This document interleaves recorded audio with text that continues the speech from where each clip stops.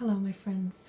I have another message on the Song of Songs to share with you today. I've been thinking a lot about the passage that is Song of Songs, chapter 1 and verse 4, and just pondering that. And you know, the way the scripture works for me is I look at a phrase or a passage, and the next thing I know, I'm in this vast place inside of God's heart. And I start looking around and pulling things together and thinking, oh my goodness, I didn't think about how that fits with that and that fits with that, and how this all forms a picture of what God is like.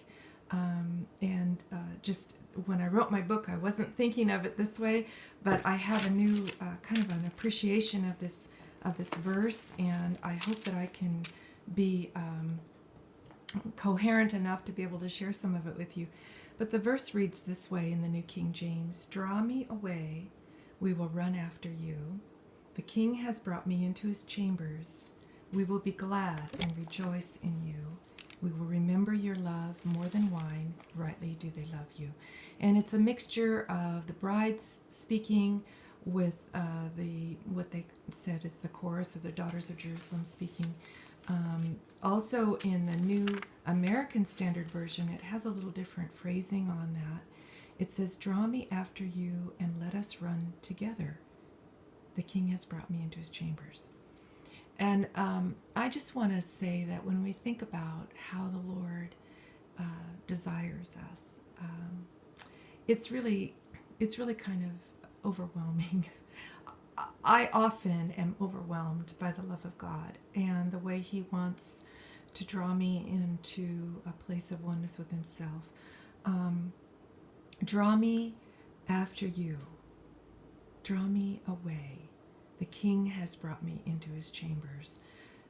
You know, Jesus calls us to oneness with Himself. Father wants us to enter into a place within Himself. And when it's talking about the King's chamber, it's an inner chamber. And if you think about the way the Lord designed the sanctuary in the tabernacle in the wilderness, or in the temple in Jerusalem, you'd understand that King's chamber, or that inner chamber, is actually the place of the presence of God, the Holy of Holies, it's called.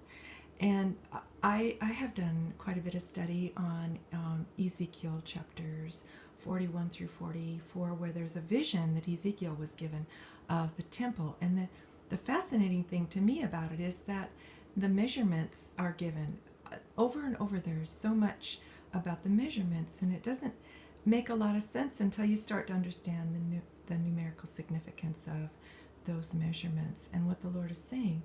But what I come down to is that the temple is a picture of the church, or the bride, and the indwelling place that God has with His people.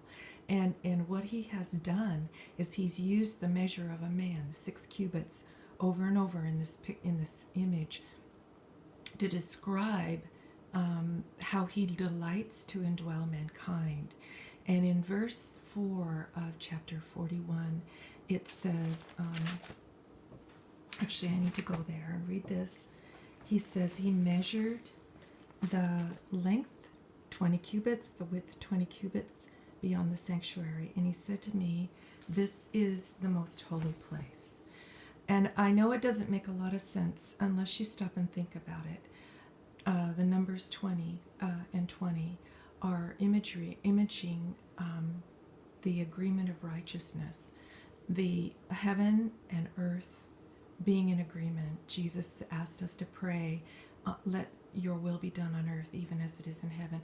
Let there be an agreement of righteousness for, because 10 is the number for the law, righteousness, it represents that. So if we understand that 2 is 2 and 10 together, or times 2 times 10 is 20, it's showing an agreement of righteousness, of heaven and earth. It's showing an agreement of Jesus within us, making us holy for God, for the presence of our Father. This is the most holy place. And when you understand that where the Lord describes a place as holy, he's saying my presence is there. He's saying that that is the place where I delight to be. He's saying that I want to embrace you with my glory and my goodness. So when the bride is saying here in the chapter 1 and verse 4 of the song, draw me away, she's asking him to call her to himself. And he does. And then they run together, and the king brings her into his chamber. We get to go there with him. God bless you, my friends.